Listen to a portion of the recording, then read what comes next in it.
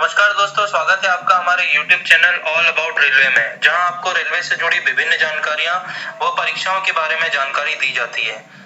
दोस्तों, जैसा कि आप सभी को मालूम है कि अभी तक रेलवे के लगभग सभी जोन में ITI रेलवे अप्रेंटिसशिप की वैकेंसी आ चुकी है। एक या दो जोन बाकी थे, उसमें से एक नॉर्दर्न रेलवे या उत्तर रेलवे का जो जोन था, उसके लिए भी आज रेलवे ने अप्रेंटिसशिप की वैकेंसी का नोटिफिकेशन जारी कर दिया है। आप देख सकते हैं, हम लोग उत्तर रेलवे की ऑफिशियल वेबसाइट पे हैं, तो मैं यहाँ पे पहली लाइन पे लिखा हुआ है एक्ट अप्रेंटिसशिप, वहां पे क्लिक करता हूँ। यहाँ पे लिखा हुआ है click here for the indicative notice, तो यहाँ पे मैंने क्लिक किया।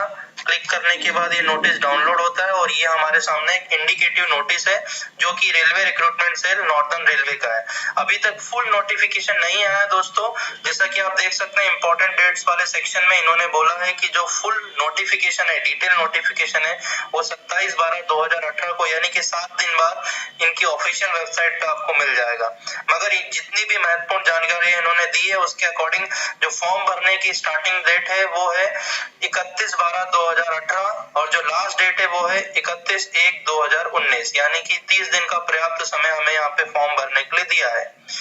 और आप लोगों को मालूम है कि ये रेलवे में सीधी भर्ती है अप्रेंटिसशिप के लिए, तो इसके लिए कोई एग्जाम नहीं होने वाला है। सिर्फ आपके 10वीं के मार्क्स और ITI के मार्क्स की लिस्ट या फिर एक योग्यता सूची बनाई जाएगी।